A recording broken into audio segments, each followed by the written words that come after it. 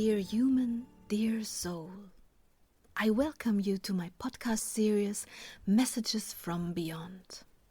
Since a near-death experience, I have had the gift of communicating with the subtle levels of the cosmos in a form of deep meditation in which I ask certain beings from the other world to communicate with me.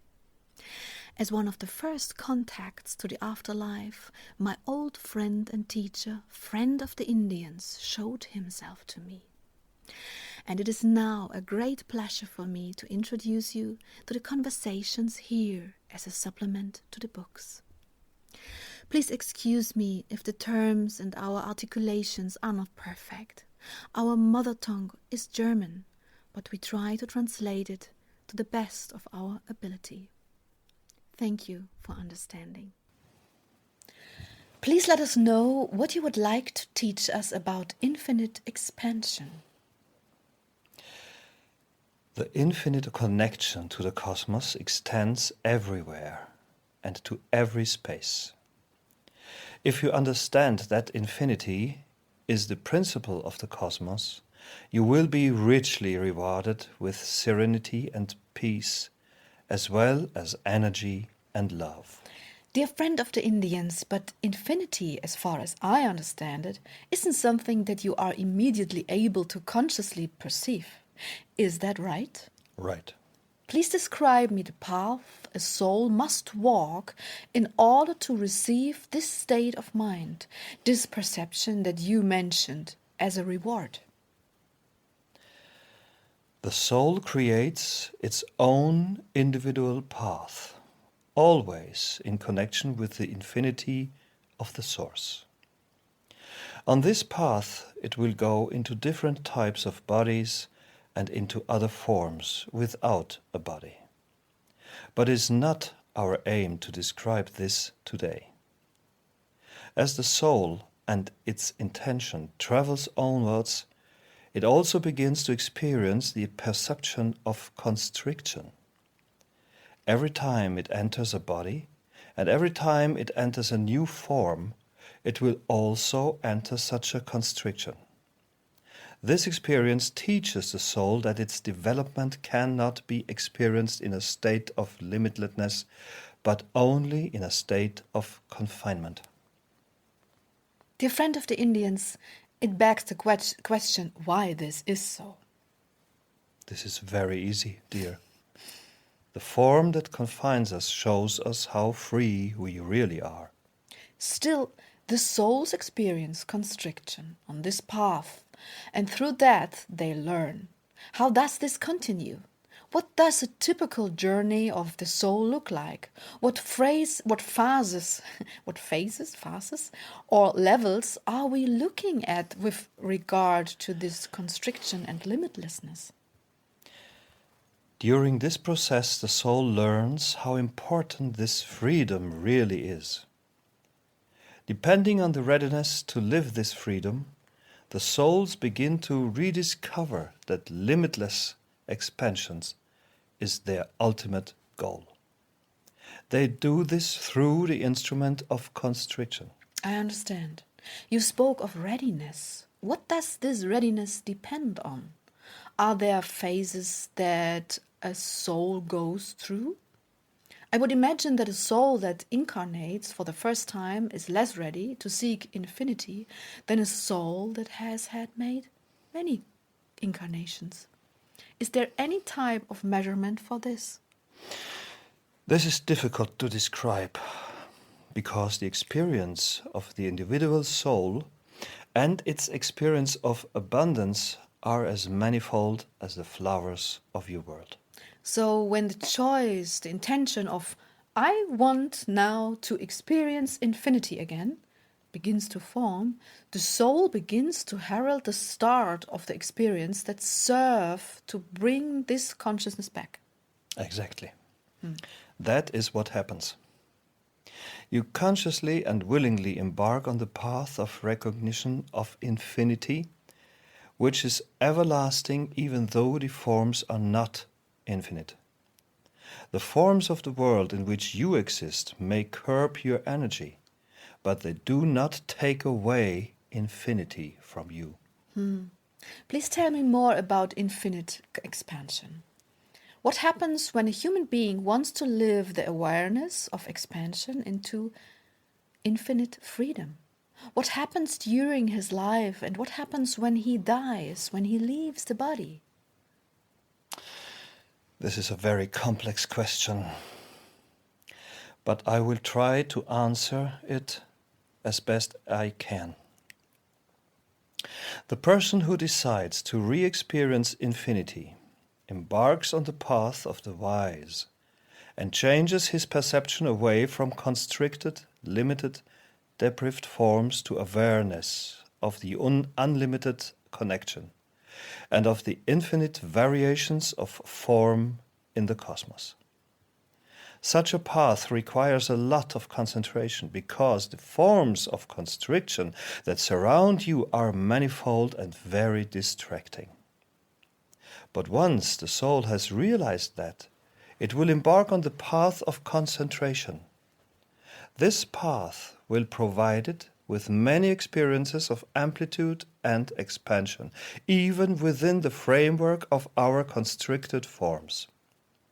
Everything that the person feels on this path remains part of his perception, and these feelings will transform his attitude and his intention. He's like a child that, having lived in a state of constriction and unawareness, suddenly experiences freedom when it is allowed to play outside. He begins to feel vastness, freedom, love, and joy. The soul never wants to let go this feeling ever again. Conscious experiences make the continuation on the path an imperative requirement. Okay, and what happens next? This experience of freedom now becomes an integral part of the soul, and the more freedom it lives, the more it will want to maintain this form. This means that a soul thus liberated will continue to seek infinity even after death, and it will continue to expand and expand. The necessary energy will be provided by the source. It is like a being that realizes that the connection to the source is also its lifeline, and that this, too, can expand, enlarge this vastness. Therefore, as you become more and more aware of the connection to the source, your power will grow, and this will enable you to expand into infinity. I remember talking to an entity who, when it was happy, said that it was permitted to experience infinity. It was a bit like humans saying, "My heart is jumping for joy." That is an incredibly happy feeling. Is this right? Did you perceive infinity as a gift? That is correct, because to experience infinity allows your own energy to expand fully. And this is a wonderful feeling. And as much as you can talk about feeling here, but it is definitely a beautiful perception. And when we expand, it is always like a feast for the soul. I think contamination plays a large part in blocking our access to infinity, right? Right. Am I correct in thinking that souls that purify also expand in a way? Of course, that is true. You know that it is. Contamination blocks connection, and connection is important for perception. So both are intrinsically connected. This begs the question, what is the goal?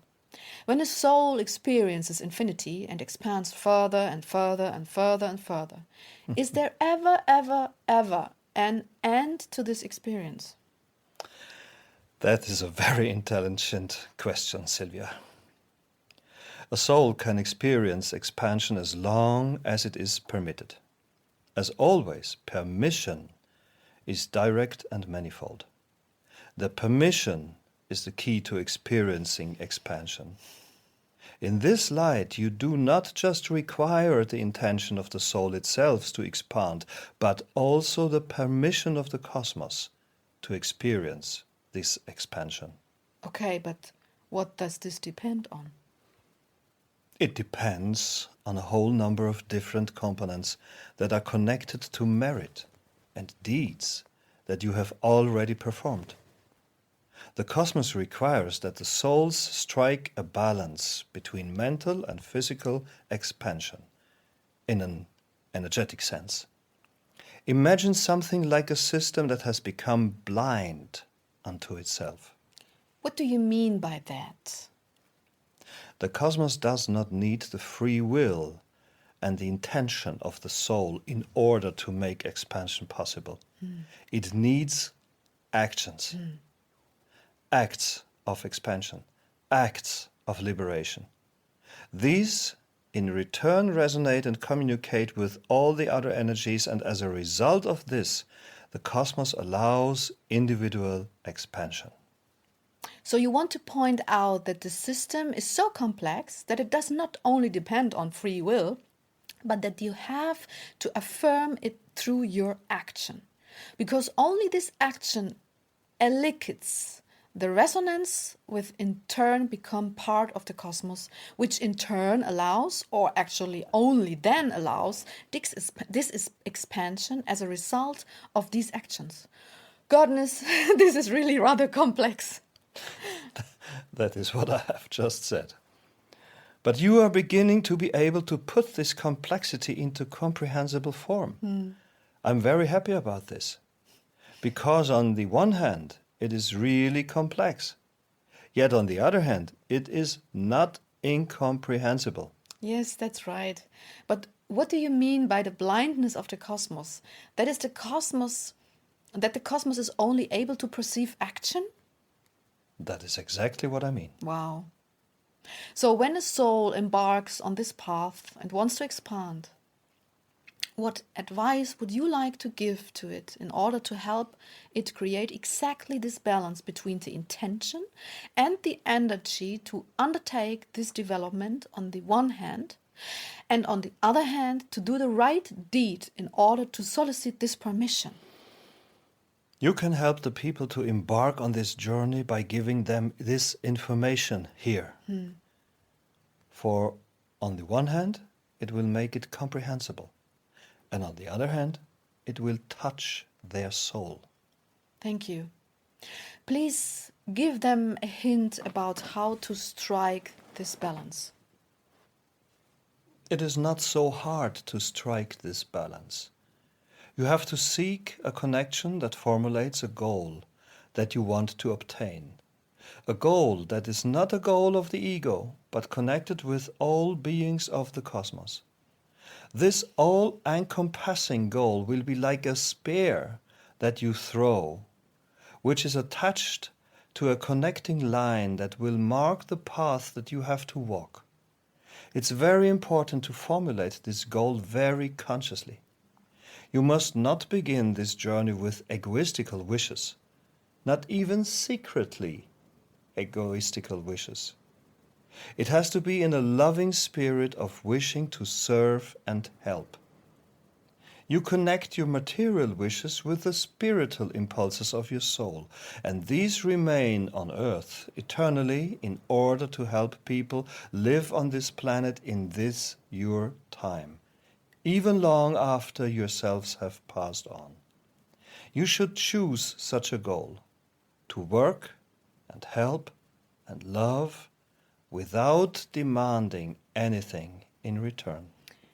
And as soon as the goal has been clearly formulated, things will begin to resonate with it, and the appropriate task will present themselves, right?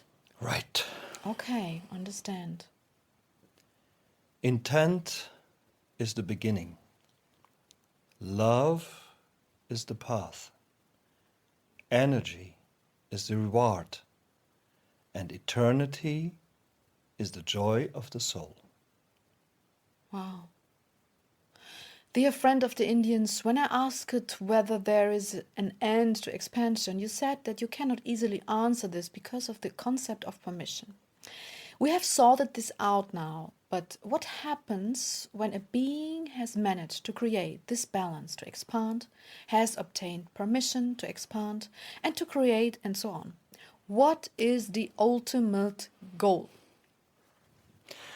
For the soul to have limitless experiences means to experience the connection with the source even more intensely. This would call the ultimate enlightenment. But this does not mean merging with the source. Instead, the soul retains its individual form, but accelerates to such an extent that it will have reached such immense power close to the source that it is now capable of becoming a mother soul. Then the eternal circle will begin again, because small parts of this energy will begin to break away from it.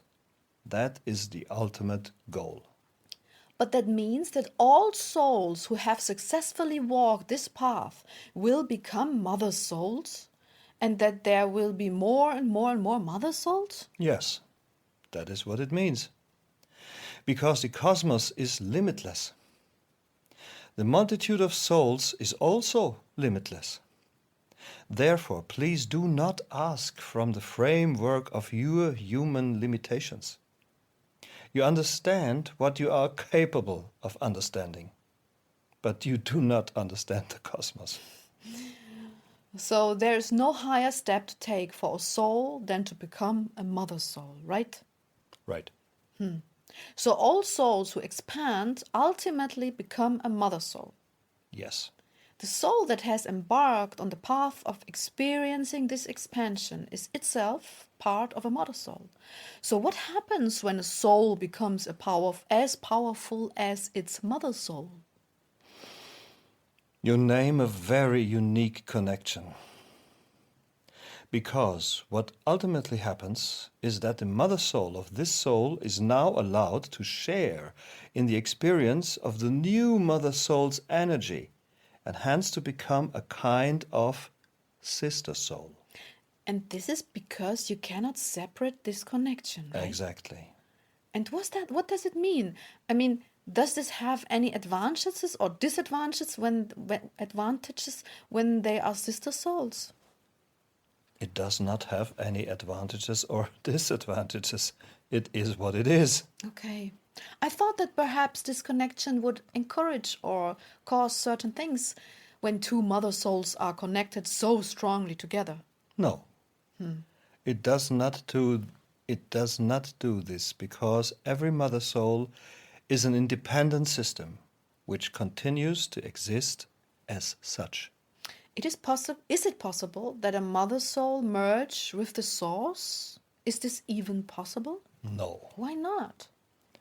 The mother soul is not capable of containing this amount of energy.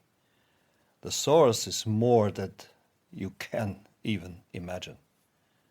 Forget about any kind of logic, and you have understood the source. Okay, so the highest goal of expansion could be to become a mother soul. But it doesn't have to be right. It doesn't have to be, right? Because it is a matter of the free will of each soul. That is correct. So what happens to souls that decide not to become a mother soul, but that still have the power of a mother soul? It does not happen. That. Our energy does not wish to become a mother soul. Because once the energy has become so expanded, so wide, it wants to give. The mother soul lives the spirit of giving in its highest form. Expansion in itself means giving with love in all that we do.